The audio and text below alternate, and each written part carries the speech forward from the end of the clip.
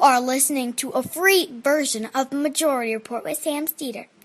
To support the show and get another 15 minutes of daily program, go to majority.fm, please. The Majority Report with Sam Steeder. It's Monday, October 21st, 2019. I'm Michael Brooks on a Sam Michael hybrid day. This is the 5-time award-winning Majority Report. We're broadcasting live steps from the industrially ravaged Gowanus Canal in the heartland of America, downtown Brooklyn, USA. On today's program, a brand new interview that Sam just concluded just a couple days ago, Automating Inequality, how high-tech tools profile, police, and punish the poor, by Virginia Eubanks. Silicon Valley apparently not so liberating. And speaking of which, Pete Buttigieg is being secretly advised by Mark Zuckerberg. Another reason to hate Mayor Pete, although I have to say, I don't think he needs the advice.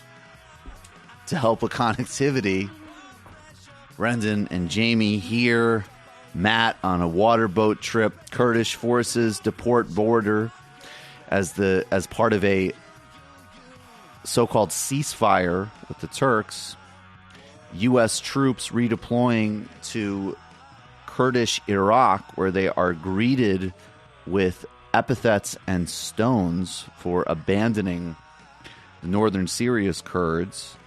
Trump reverses course on hosting the G7 at his club after learning that impeachment-wary Republicans are tired of defending him. Fine, whatever.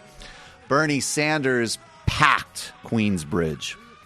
Potentially 35,000 people, the largest rally of the election so far, with speeches by, among others, AOC, Michael Moore, and my personal hero, Nina Turner.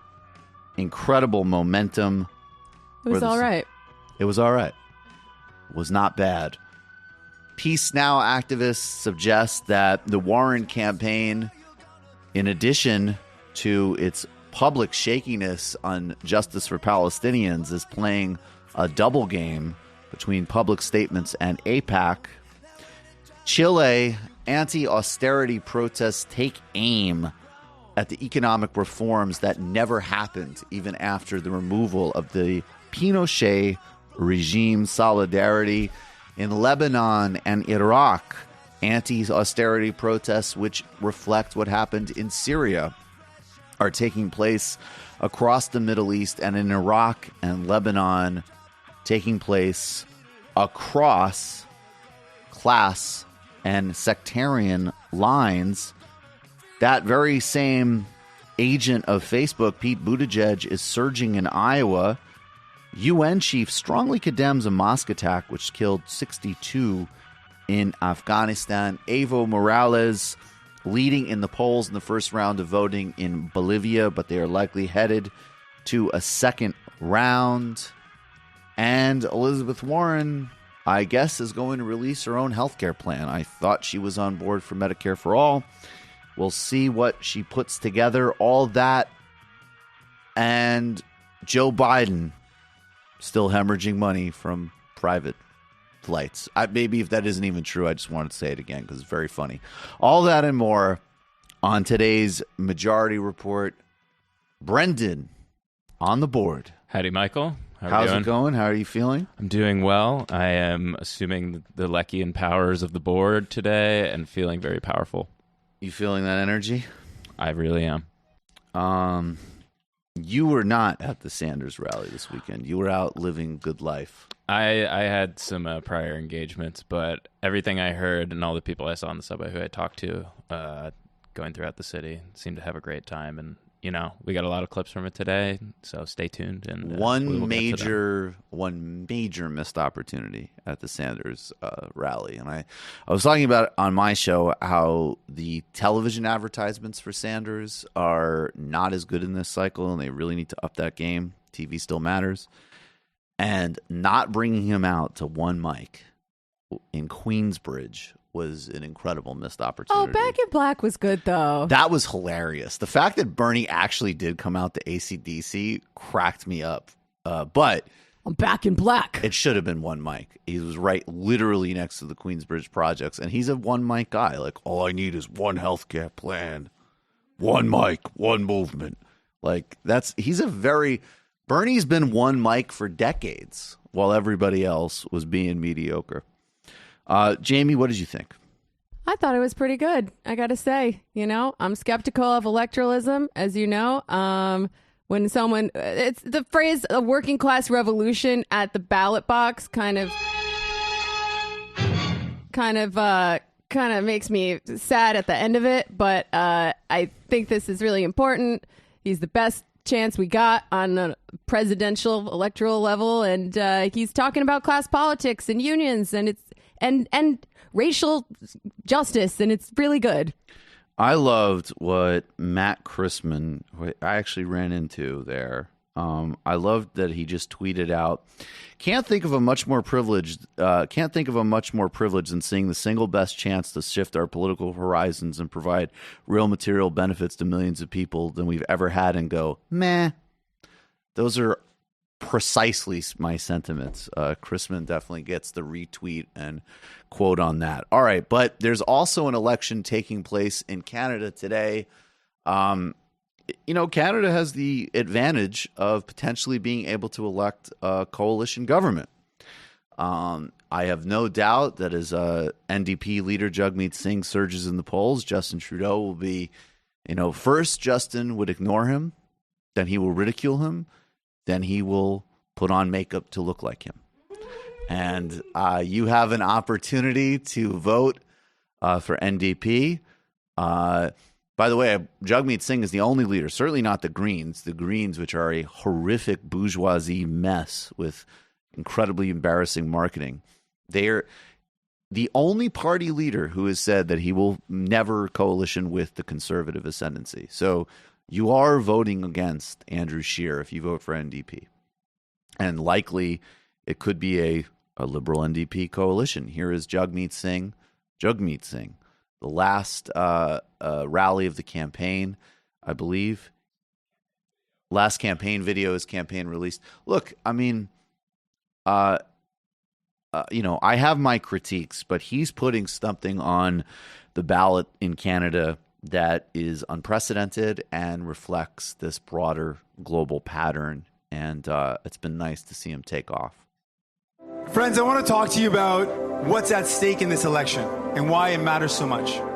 People tell me again and again they can't wait 4 more years for help.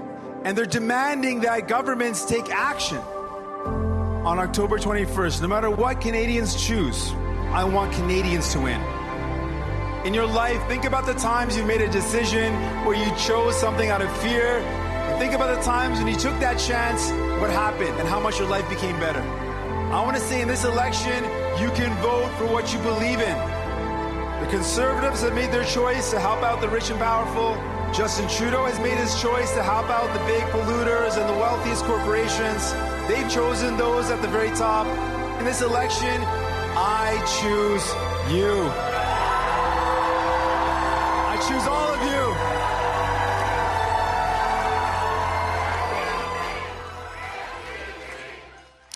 He's also faced, certainly a lot of racism and discrimination because of his, Sikh identity, and of the kind of expected stupid sort and disgusting, unacceptable sort that you see, everywhere, but also very specifically the highbrow version of people trying to connect him with Sikh separatist movements and Khalistani politics from the 1980s.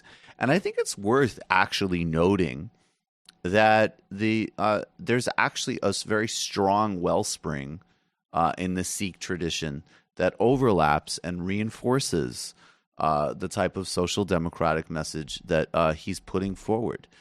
This is a religion that really does actually preach and talk quite a bit about interconnectedness and community base of solidarity, in fact. So I think the way he has carried those things together in a very seamless way, in a way, again, that really is not just a signifier, but is really deeply connected to his politics, his clarity about anti-racism, and his call to fundamentally expand the Canadian healthcare and safety net and start to move in the right direction on Indigenous people and First Nations rights and environmental rights is extremely laudable and deserves our support. If I was in Canada, I would vote NDP. One of today's sponsors is News Voice, which is the first ever entirely open, crowdsourced, and democratized platform for news. You can download the app for free at newsvoice.com/majority. In a country where the vast majority of news is owned by the same 5 huge corporations, it's important for us to always pay attention to where our news is coming from. Who owns which news out? Who owns which media outlets? And what political biases may be in play? And that's exactly what News Voice helps you keep track of. News Voice is a free, crowdsourced website and mobile app that lets you create a personalized news feed and maintain a clear picture of where your news is coming from and what political slants may exist. It helps you aggregate news from corporate outlets, international outlets, local news, and independent media, giving you access to every side of every story. News Voice is fueled by its community of users who contribute to the platform by fact-checking, submitting stories and sources that are missing, upvoting stories, and writing story summaries. You can also comment on stories and debate politics with other members of the community, and through staying active in the community, you can level up and earn perks on the platform. News Voice Play feature lets you listen to your personalized news feed every day through customizable audio news playlists. It's your own personally tailored radio station for news. Very Luckian. News Voice is a next-generation news aggregator and social media platform that values transparency, good journalism, and productive political discussions. Get totally free access by going to newsvoice.com/majority. I'll put a link underneath this video if you're watching on YouTube. And today's show is also brought to you by Proactive. It always seems like that on the days you have something important, a pimple appears. But now at Proactive, you have the solution. With America's number one acne brand, Proactive has helped fight acne for almost 25 years. And now they've introduced their next generation acne treatment system, Proactive MD, which contains a dermatologist recommended topical retinoid called Adapalene. I use it. Adapalene. A topical retinoid called Adapalene. It's the newest acne-fighting innovation made available over-the-counter to consumers in over 30 years. Old Kelly, who used to be on the boards. This is her testimonial on Proactive. I've been using Proactive on and off since high school. The formula has improved over the years, but the ideas remain the same. Proactive is a program of skincare that gives you short and long-term results. It's the best acne-fighting product that doesn't require a prescription, and it's been that way for a long time. I have sensitive skin, and Proactive's program has made my skin smoother and clearer without causing redness and peeling. This is the perfect time of year to start Proactive program for many people because school is starting up soon, and it only takes a few weeks to achieve a notable difference in your skin. Confidence makes all the difference, and going back to school with noticeably clearer skin gives you one less thing to worry about. Proactive is reliable, it fights acne, it improves brightness and overall appearance of my skin. It's the best regimen I've ever used. That is a powerful testimony from Kelly. You got to follow that advice and get on it. Right now, our listeners can go to proactive.com/majority to receive an exclusive on-the-go bag, which features Proactive's T-Zone Oil Absorber, Body Acne Wipes, and Green Tea Moisturizer. That's close to 100% value. That's close to a $100 value, and there's a 60-day money-back guarantee. Again, that's proactive.com/majority. Proactive.com/majority to order and get clear skin for the win. We're going to take a brief break, and we will be right back with Virginia Eubanks on automating inequality.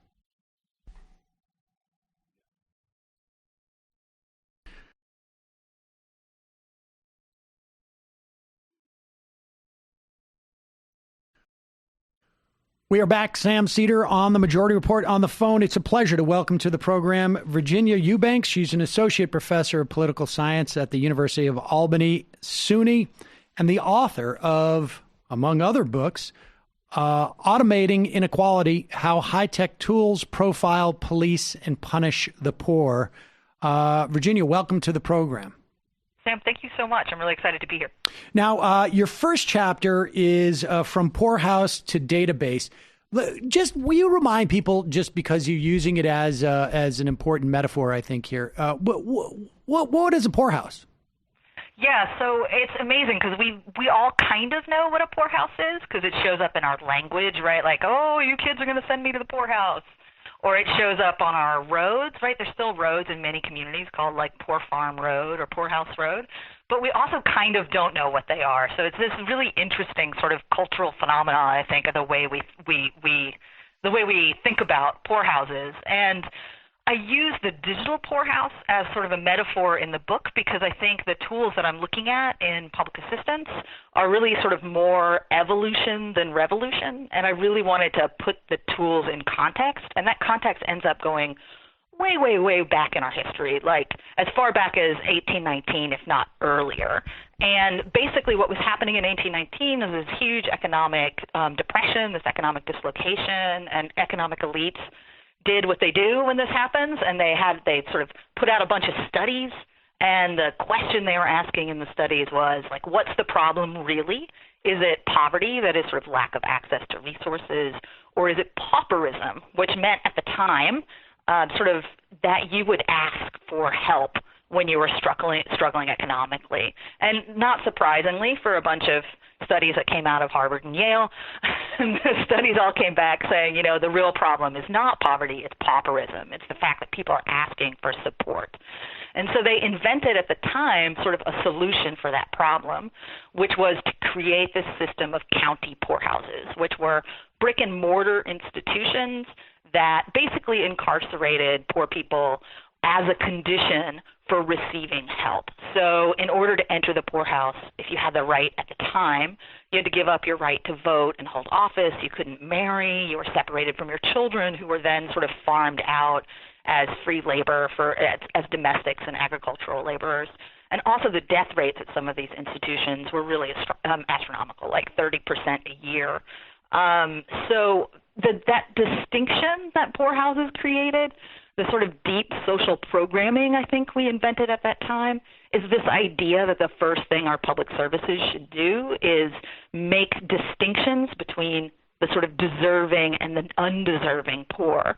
And that is why I use that metaphor to place these new tools in sort of that history, that what they do is the same thing that county poorhouses were doing in 1819, which is raise barriers to receiving help so high that nobody but the absolute most desperate people will ask.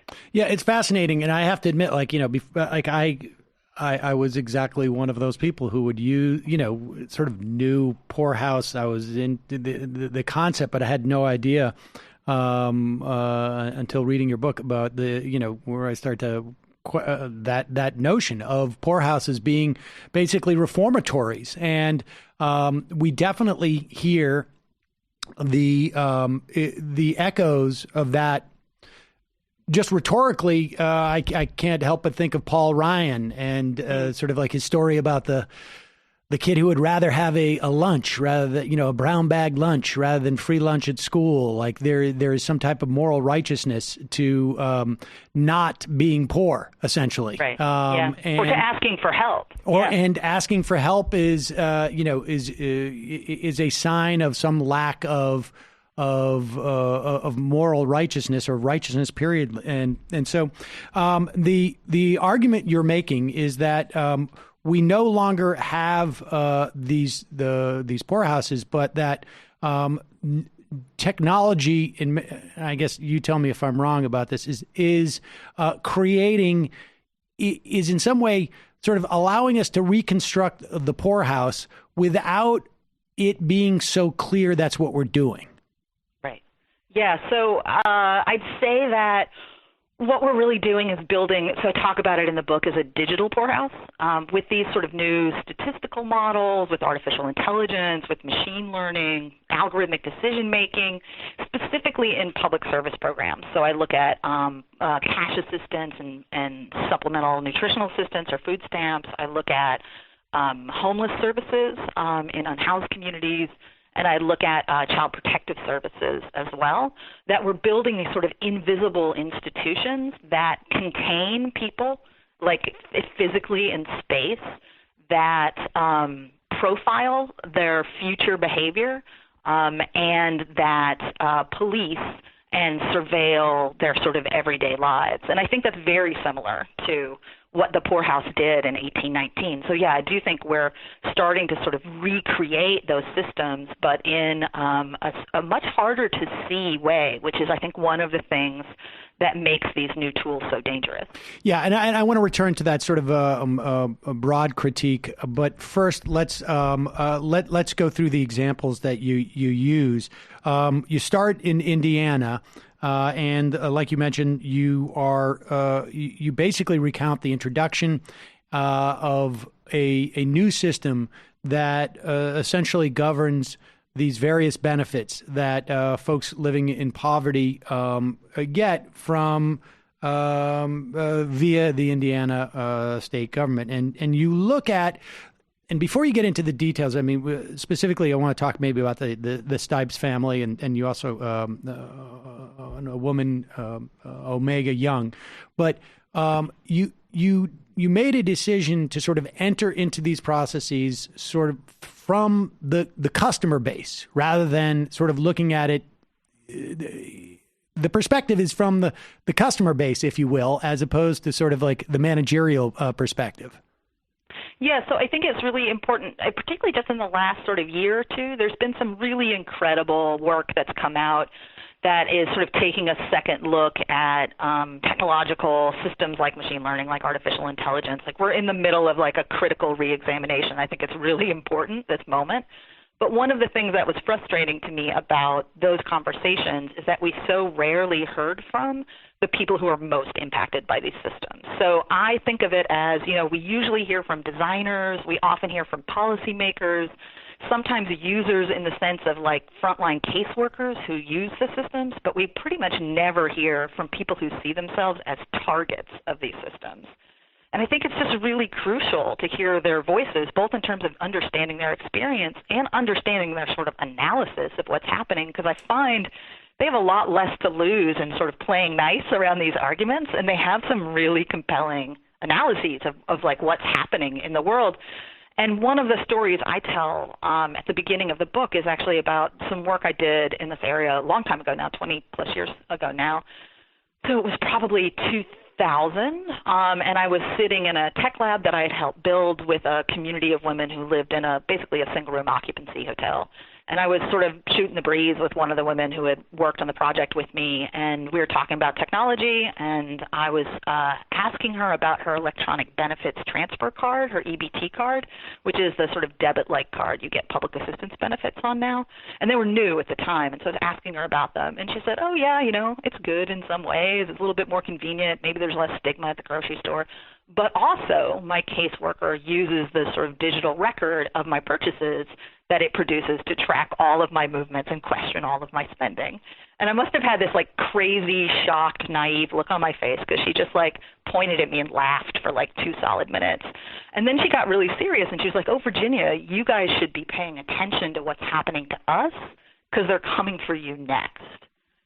And I really feel like that analysis is really spot on and like 15 years before anyone else had it. So I think there's really important reasons morally to pay attention to what the experiences are of people who are most affected by these tools. But I also just think if we want to be smart about what's going to happen in the future around these tools, we need to be looking in these communities that are seen as sort of where it's okay to experiment. Exactly, right. And it's fascinating because I have a system with my daughter where I give her allowance on a debit card. And I see wherever she spends. I was about to say, do you track her spending? Of course you do. And I try to tell her, like, here, just let me give you some cash too, so that you just have this ability to go and, I don't know, go to Starbucks and buy a coffee without me knowing it, or something to that effect. And it's becoming ubiquitous, I think, in many respects. But all right, let's go into this the story of Indiana. There is a $1.4 billion contract with high tech companies, and there seems to be like sort of like competing narratives going on here with this, that are both like, they do this because this is a way, there's the sort of the classic story of like, oh, the way we're going to deal with our school is to build more stuff because I'm friends with the guy who owns the cement company in town. And also this is a way where we can impose our biases and we can make political decisions that don't look like political decisions. Yeah, I think that's exactly right. It's one of the things that happens when we look at these tech systems. It's not that the tech systems, that their politics are necessarily better or worse than the current politics we have. It really depends on the system. I think one of the real dangers is they're like stories pretending they're not stories, or it's politics pretending it's not politics. Like, oh, this is just like an administrative change. It's just a little tweak. It's more objective. We're not making policy. But the reality is these are political decision-making machines. And I'll give you an example from Indiana. So in Indiana in 2006, then Governor Mitch Daniels contracted with IBM and ACS and a number of other companies to what they said at the time was a modernization of the public assistance eligibility programs in the state of Indiana, meaning how you applied for and were judged eligible or not eligible for public services like cash benefits or food stamps. And the system that they built, one of the sort of understandings that got built into the system was that if you at any point failed to give the system information it needed to make a determination in your case, then that was a failure to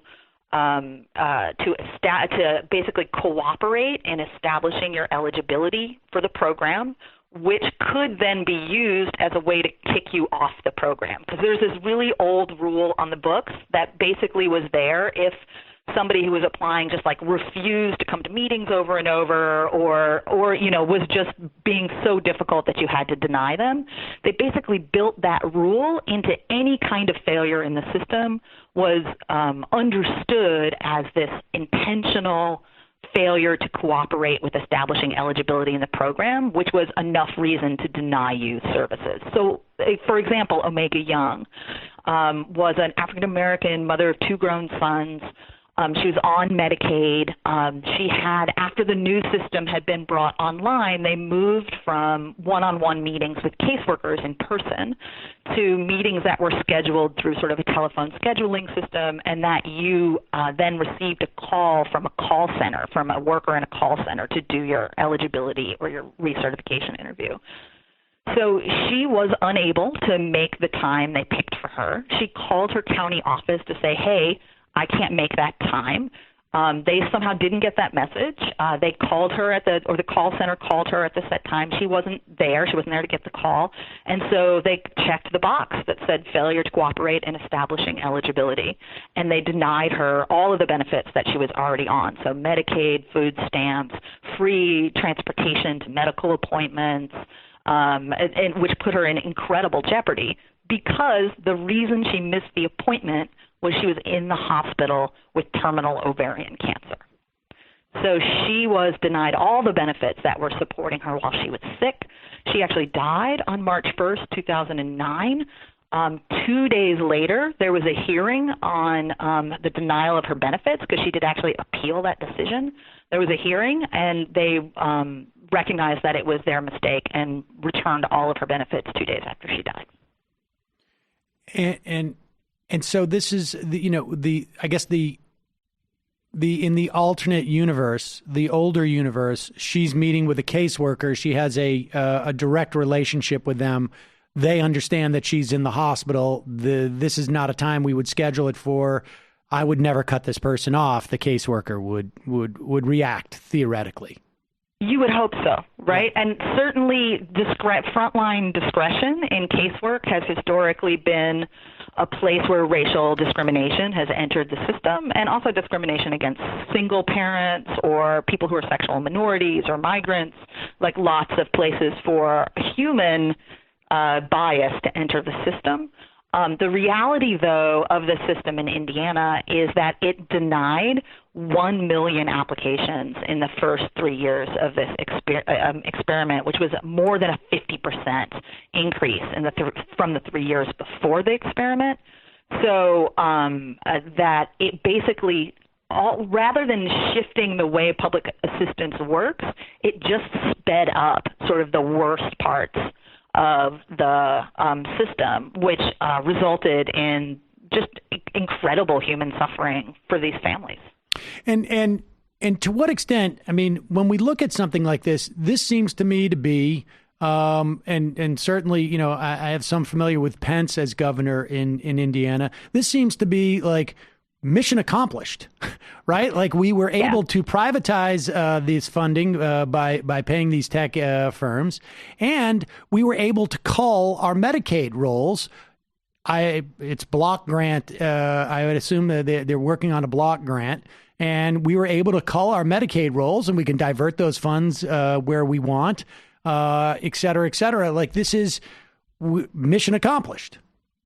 Yeah, so I often say when I talk about the book that I don't know what was in Mitch Daniels' heart when he made the decision to sign this contract. So I can't speak directly to his intentions.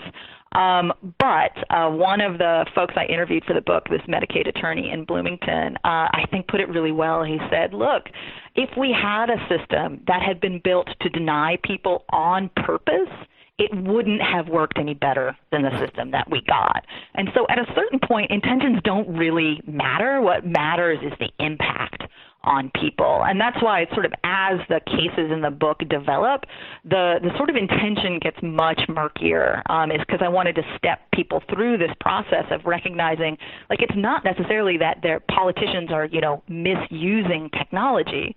It's that this deep social programming and the technology keeps reemerging in a way no matter what your intentions are. And that forces us to ask some really tough questions. And what ultimately, I mean, what ultimately happened with the program? Well, there's good news in this case, which is the people of Indiana sort of found out what was happening and just wouldn't stand for it. And so there was basically a big movement in the state of Indiana that came out of a series of town hall meetings where people who were affected came together to talk about their stories. They pushed back on the governor. He was forced to cancel this 10-year contract 3 years into the contract. And in many ways, the people of Indiana won.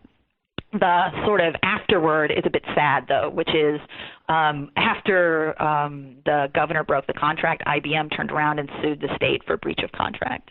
And in the first several rounds through the courts, actually won. They finally worked it out.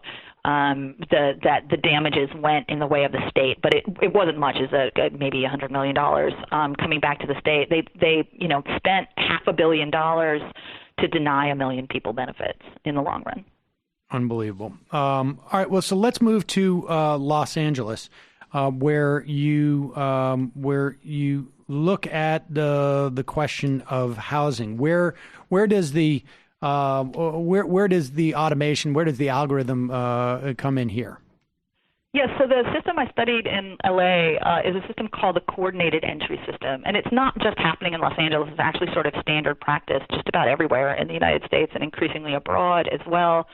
But it was really interesting to look at it in LA because Los Angeles County has one of the highest unhoused populations in the country. I think it's something like, as the last point in time count, was close to 60,000 people who are unhoused in Los Angeles County, and something like 75% of them are completely unsheltered, meaning they have no access to emergency shelter. They're just living in tents or cars or under bridges. So it's an extraordinary humanitarian crisis, the housing crisis in LA. And I looked at that system, so it's known by its proponents as the Match.com of homeless services. And the intention is quite good. The intention is to, because there are so many unhoused people in LA and so few resources, the intention is to risk rate all of the unhoused people in terms of their vulnerability to some of the worst outcomes of being homeless, and those are pretty severe. There's death and medical issues and mental health crises and community violence, all kinds of horrible things that can happen to you when you're unhoused. And then to match folks based on their vulnerability score with the most appropriate available housing resource that is out there for them. And so it's actually serving some people very, very well. So people really close to the very top of the scale basically weren't served well by the system before because they are hard to work with. And so most of the time they wouldn't get resources that caseworkers might save for slightly easier to deal with clients. People at the bottom of the scale, the least vulnerable, are actually doing pretty well because they're being matched with very time and resource limited resources like what's known as rapid rehousing. But the reality is something like 30,000 people in the middle have been surveyed by this very intrusive instrument that they use to vulnerability rank people and aren't seeing any resources at all come out of it. And I really wanted to talk to them about what their experience is. So I talked to a guy named Gary Boatwright, and he goes by the nickname Uncle Gary in Skid Row in LA. And he said he was really concerned, for example, with like where his information was going, because this survey they have to fill out asks questions like, are you currently trading sex for drugs or money? Are you thinking about hurting yourself or someone else? Is there someone out there who thinks, that you owe them money? Are there open warrants on you? And then they ask if they can take a picture, and then they ask where you can be found at different times of the day. And Uncle Gary told me, hey, it feels like I'm being asked to incriminate myself in exchange for a slightly higher lottery number for housing.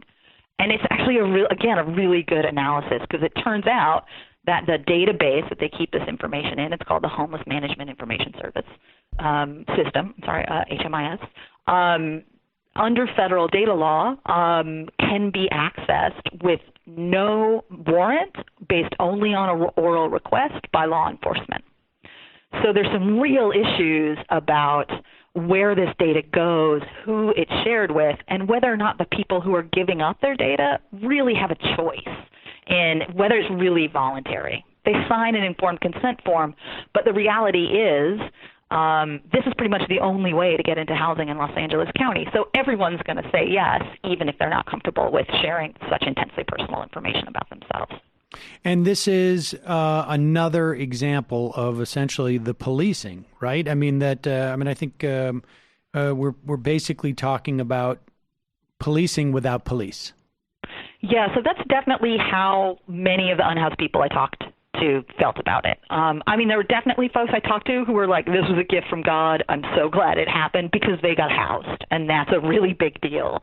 But a lot of the folks who had gone through the survey and had participated in the system and had received no resources at all, started to sit back and sort of think, like, wait, what are they using this for, really? And I think it's a really legitimate question to ask about the system. There's no reason that law enforcement should have access to that information. No reason except for if you want to police unhoused people, if you want to be able to arrest and incarcerated unhoused people. And are we seeing that? I mean, in this program, maybe not in L.A., but in other municipalities where they're using it? Yeah, so coordinated entry is actually pretty common across the country. It is a fairly easy fix, though. Like, we could fix the federal data rules that say that law enforcement can access the homeless management information system. We could fix that tomorrow. We could just be like, no, you can't. Do we know that there are police departments that are accessing it and using it as a way of dealing with their homelessness problem? So currently, I only know about Los Angeles, but currently LAPD says they do not themselves access data in HMIS, but they are legally allowed to walk into a social service center and ask caseworkers for information out of the system. Caseworkers are not required to give it to them, and I think that's really important but they are allowed to give it to them, and many of them do. And so I would say they are accessing the system when they are looking at criminal justice cases or looking to make an arrest. They'd absolutely go into homeless shelters and ask for information out of HMIS. And we should say that we can see what's happening with, let's say, ICE in many respects, what the implications of this are. And when, President Trump says, we're going to move into California, and he seems to have dropped this idea for the time being, but we're going to do something about the homelessness there. Yeah. That would be the mechanism they would use. Yeah, I think so. I think actually I'm so glad you brought that up, because I think when we have this conversation about intention, one of the things that's really important is to understand that these systems will work no matter what the intention is. So the best example, I think, is actually the DACA database, the Deferred Action on Childhood Arrival database, right? So under an Obama administration, the idea was to collect names of people to protect them from deportation. But when the administration changed, all of a sudden there's a database of 800,000 undocumented people that are in the hands of an executive with a very different idea about what to do with that information. And so one of the things that I think a lot about when I think about solutions is having kind of a what Dana Boyd would call like a hacker mindset, which is like, think first, how do I break this system? Not like how is it going to work if everybody's like holding hands and singing Kumbaya and all have the same idea about what's best, but like how do I use this against its intention? And if you can do that, like don't do it. Like how do we harden these systems against uses that even the designers would find deplorable? Because once it's out there, it's out there. Right. What do you do if Donald Trump is running it? Essentially, exactly. I mean, that's basically. Yeah. All right. Well, lastly, let's talk about briefly the Allegheny County. You went to Allegheny County in Pennsylvania, and there's a system that flags for potential neglect, abuse of children. What was problematic about that system? Well, so the system's called the Allegheny Family Screening Tool, and it's supposed to be able to predict which children might be victims of abuse or neglect in the future. And I think everybody would agree, actually, that's a really important question. And so it really felt like the stakes of this were incredibly high, both in terms of protecting children and in terms of keeping families intact and healthy. So this is a system that is built on top of a data warehouse that the county built back in 1999 that collects information from like 29 different county and state programs. So like adult and juvenile probation, the housing authority, drug and alcohol services, the police department, office of mental health, a bunch of other things, school districts, for example. And then on top of that data, they hired a team of economists and computer scientists from New Zealand and also the U.S. to design a system that could red flag who they think are the most vulnerable, the riskiest families in terms of potential future abuse or neglect. The problem, though, is so it's basically comes up on like a thermometer, sort of green on the bottom and red on the top. And if your score is in the red, if it's high enough on a 0 to 20 scale, they actually automatically open an investigation on your family so that it refers your family for investigation unless it's overridden by a supervisor. The problem, though, is that it doesn't actually model child maltreatment because we have actually very limited data on children who are actually physically, emotionally, or sexually abused. What it does, and not enough information to basically build a viable model, so it uses proxies, which basically just means sort of a stand-in for actual neglect or abuse. And originally one of the proxies it used was called call re-referral. And basically all that means is a call has been placed on a child to sort of a hotline. It's screened out by their call screeners as not sort of crucial enough to step in or as not actually abuse and neglect. And then there's a second call placed on the same child within 2 years. And that seems reasonable, except that it's really open information in most poor working class neighborhoods, most neighborhoods that are affected by child protective services, that vendetta calling happens a lot. So like a neighbor has a party and you're pissed, you call Child Protective Services. You're breaking up with somebody and it's not going well, you call Child Protective Services. Like sometimes children call Child Protective Services on their parents to like exert some control in their family. Divorce, so, I would imagine too. Is also. Divorce all the time, absolutely. And so the fact that they thought this might be an appropriate stand-in for abuse or neglect actually occurring is actually incredibly troubling, because it says that these data scientists and economists actually don't know a lot about the system that they're trying to model, so they're modeling the wrong things.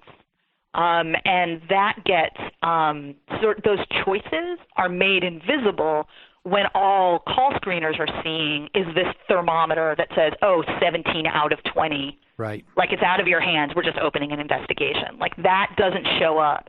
So again, it's a way that we hide these actually political decisions behind this sort of math-washed facade of like clean, objective numbers. And the lack of sort of like ongoing contact, right? That would make these. It's really the lack of discretion in these contexts, or is it? I mean.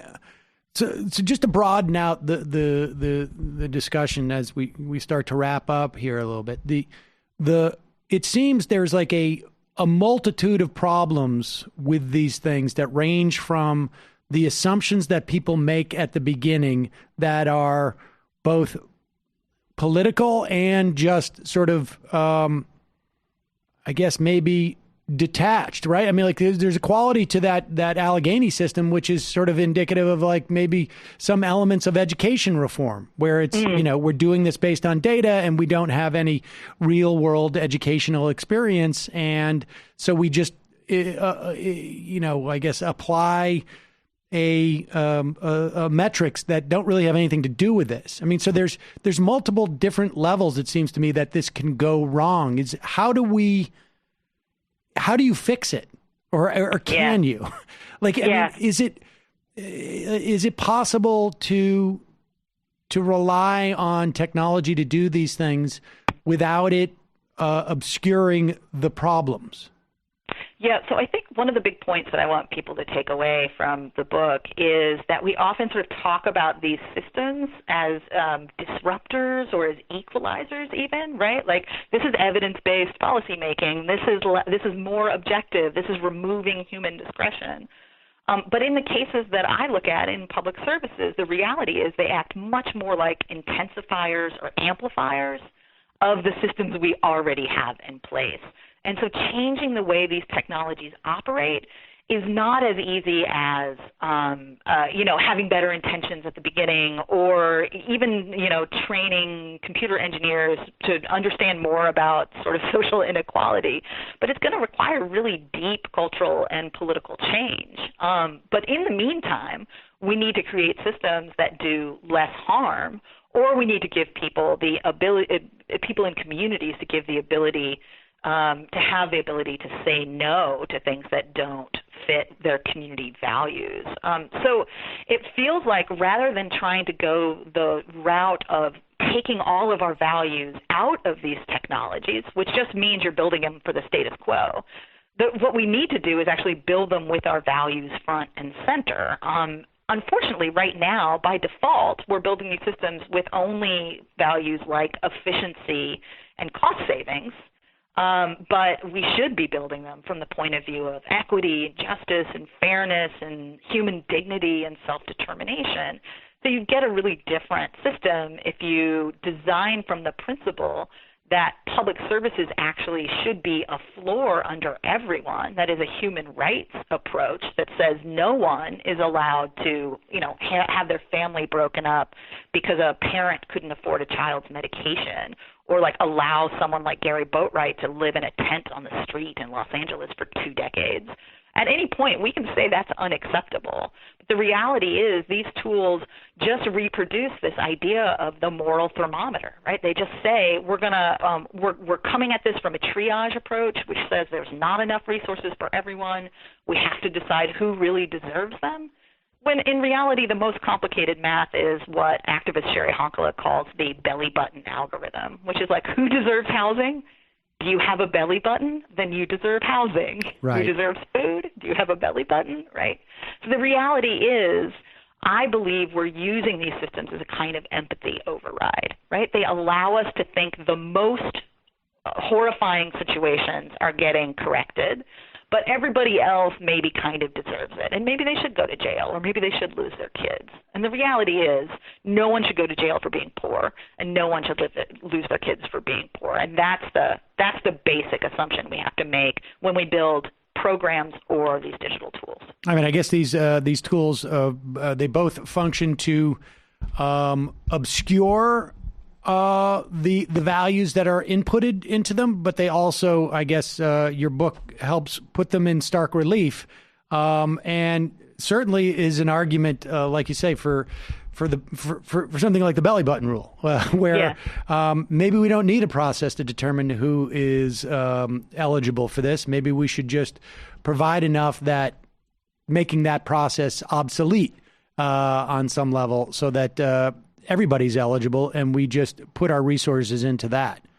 Yeah, I think we all deserve better. That's why I wrote the book. It's a fascinating piece of work. Virginia Eubanks, the book is Automating Inequality, How High-Tech Profile, Police, and Punish the Poor. We will put a link to that at majority.fm. Thanks so much for your time today. I really appreciate it. Thanks so much for the conversation. I've been advocating the belly button rule for over 40 years. And some of us have followed suit. Some of us thought that there should be a testing mechanism to see how your belly button, how much lint was in it before you got health care. That's all not what I kinds of believe means in. testing as to whether or not you have an innie or an outie. Do you have an innie? Do you have an outie? got How does one of it those look at weird the ones pool? that- Does it have a weird one? Is it twistable?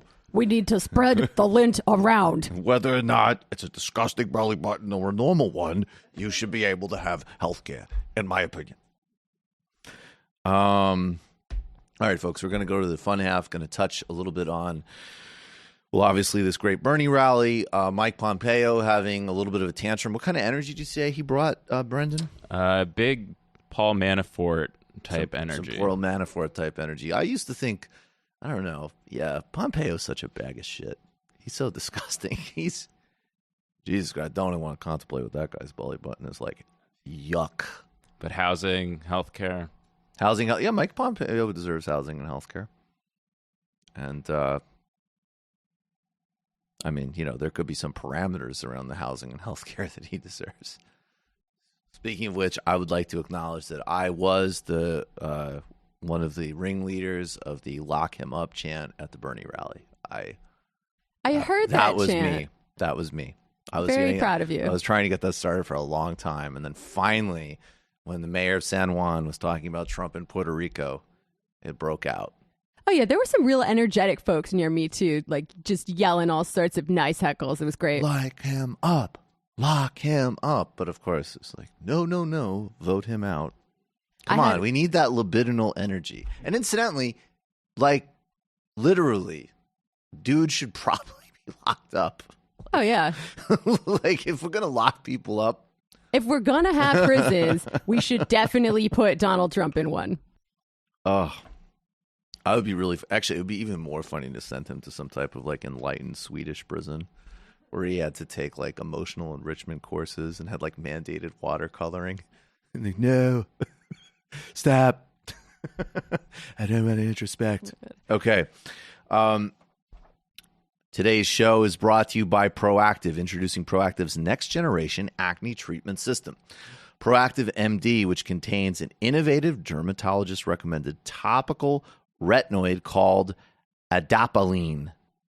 Right now, our listeners can go to proactive.com/majority to receive an exclusive on-the-go bag, which features Proactive's T-Zone oil absorber, body acne wipes, and green tea moisturizer that's close to $100 value. And there's a 60-day money-back guarantee. And again, that's proactive.com/majority, proactive.com/majority, in order to get clean skin for the win. All right, folks. Of course, become a member of the Majority Report. That's how this ship sails. That's how we give you unbought, unbiased news. Do you see? On Tuesdays, TMBS last week, we had couple of great guests, as we always do. And tomorrow joining us are John Idarola and Artesia Balthrop. I will say some very big league upcoming guests. And the first one I will tell you about is the long-awaited return of Adolph Reed, which I'm incredibly excited about. Get your tickets to the TMB. And also I'll say, because I've said this before, Abby Martin, very excited to have her on. Check out her Gaza Fights for Freedom documentary. Could not be more important. The humanity of Palestinian people subjugated in a pretty unparalleled way in the modern world. It's horrifying and necessary to understand that issue and center it. Patreon.com/TMBS. That's how you get the whole show.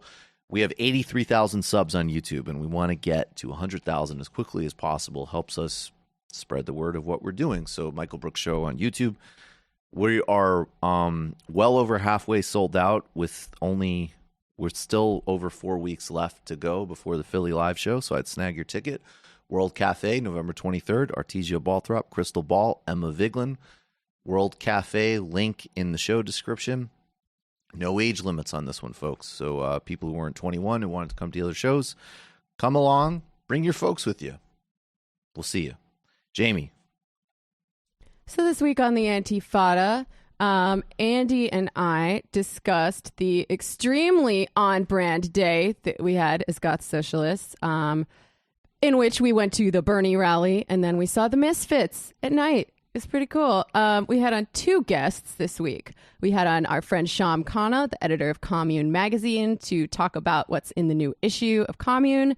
And we had on Josh Strawn of the duo Azerswan to talk a little bit of spooky music and punk music and generally good music, because, October is a very important month for Goth Socialists. There's also a bit of a tie-in there. Wait, what happened with... Oh, I'm sorry. Dumb question. Halloween. There's also... I thought there was going to be like some hidden history that I was going to learn about. Okay. Respect Halloween. my culture. I was actually trying to really respect your culture. I thought I was going to learn something. Oh, well, You will. If you listen to the episode, you'll learn about all kinds of spooky music of my people. But yes, there's also a tie-in because I am throwing a benefit show on Friday at Trans Pecos in Brooklyn. This coming Friday. It's a resurrection of my Halloween party, Death Rites, that I didn't do last year, but I did it for like 7 years before that. And it's going to be raising money for El Comedor, which is a mutual aid kitchen in Tijuana that helps migrants stay alive while they're trying to get into the U.S. and going through all the horrible shit that they put people through when they're in that situation. Andy actually did some interviews with people there from the migrant caravan and people who were working to run it a while back that ran on my show. So ever since then, I've felt a connection with them and wanted to do something for them. So I am. And it's going to be super fun and super freaky and super goth. And Azerswan is the headliner and their new album is very good. I've heard it. So if you want to come get freaky for a good cause, come to Trans Pecos on Friday. That's awesome. Of course, Matt Leck does a great podcast called Literary Hangover. Expand your horizons. Get literary. Check out Literary Hangover. Brendan is working on you called it the New York Jets meets a fish show. Yeah, that's gonna be definitely real and happen at some point in the future. No, I got something cooking up. You guys might just hear about it. I'm excited. Can you give me, is it writing or podcast? Can you give me a hint? It would be a podcast, yeah. Awesome. Ooh. Light a little fire under myself now. Matt took up a big swath of what I would consider doing a podcast in, but I'm not going to let that, that cornering stop me. You got your own voice. You tell it. Everybody's unique in a certain sense. We'll see you on the fun half.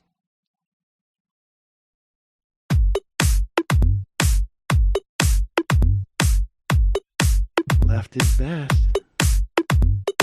Jamie and I may have a disagreement. Yeah, you can't just say whatever you want about people just because you're rich. I have an absolute right to mock them on YouTube. He's up there buggy whipping like he's the boss. I am not your employer.